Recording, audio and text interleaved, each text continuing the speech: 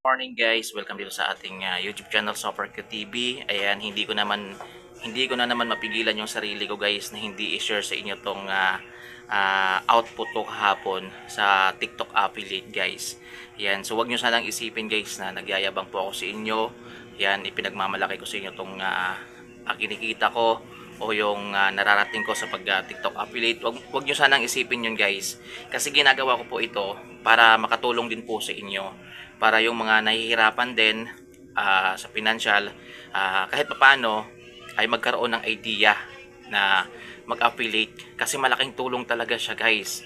Ayan, sobrang laking tulong po talaga siya. Kaya ito, isi-share ko sa inyo to guys, kasi kahapon April 14 guys, sa isa nating account, grabe guys, sobrang daming nag-check out. At yung kinita natin guys, ito ipapakita ko na lang sa inyo yung screenshot. Ayan. Ayan. So, naka 138 items sold tayo guys.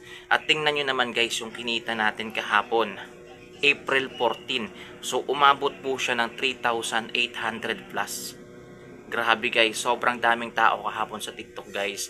Ganun po katindi kapag sinusunod natin yung proseso talaga ni TikTok. Yung mga proper engagement na tinatawag. Totoo po yan, maniwala po kayo. Yan, yung sistema ni TikTok, yung pinapalaw natin yung rules, guidelines ni TikTok guys. Si TikTok sobrang bait po talaga.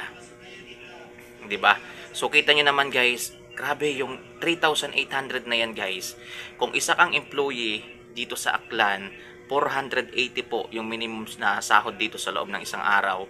Kung pagtatrabahuhan mo yan bilang isang employee dito sa Aklan guys, 10 days mo yan na pagtatrabuhan. Imagine guys, 10 days. Pero sa TikTok guys, sa pagiging TikTok affiliate, pwede natin siyang kitain ng 1 day lang. Grabe guys, sobrang nakaka-thankful talaga. Yan, lalo na sa mga followers natin. So wag kayong mag-alala guys, kahit baguhan kayo sa TikTok, ay paunti-unti may establish naman talaga yung yung account niyo. Tsagain niyo lang talaga din kapag marami ka ng followers, kapag marami ka ng engagement sa iba, kapag marami ka ng customer na pabalik-balik sa iyo, doon na talaga magdadatingan yung mga swerte guys eh. Kaya sa umpisa talaga, maglalaan ka talaga ng oras, mag-i-effort ka talaga. Yan, magtsatsaga ka talaga. Then, parang sinasabi ko nga palagi, parang normal na pagninegosyo lang naman. Sa umpisa talaga guys yung negosyo. Ano talaga yan, kumbaga, hindi pa talaga yan nagbo-boom. Kailangan mo pa talaga pagsipagan, pagsumikapan yan. Kailangan mo pa talaga makabuo ka ng engagement sa mga customer mo para pabalik-balik sila sa iyo. Diba? So yan yung nangyari sa channel natin guys. Grabe naman talaga kasi ako guys makapag-support sa ibang kapwa ko affiliate. Halos naglalaan talaga ako ng oras para panoorin yung mga video nila. Minsan kahit hindi ko kailangan yung mga binibenta nila guys, ay nag-check out talaga ako.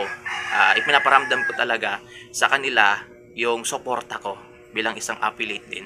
Kasi guys, hindi natin malalaman na kapag napansin nila tayo, malay natin ipopromote nila tayo sa kanilang mga viewers.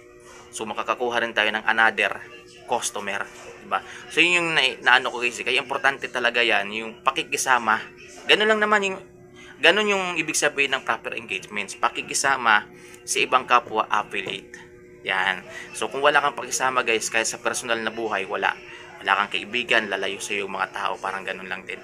So guys, yun, sa mga gusto mag-affiliate, pwede po.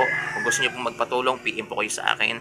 Hindi po ako naniningil guys, i-share ko lang yung mga kaalaman ko about sa pag-TikTok affiliate, kasi medyo matagal-tagal na rin po ako, kalahating taon na rin po ako, at lahat na rin po napagdaanan ko na rin sa pagti-TikTok affiliate.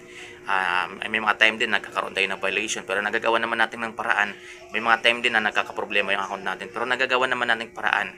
So yun yung mga bagay na gusto kong i-share sa inyo guys. So yun lang guys. So sobrang lang talaga, thankful lang talaga.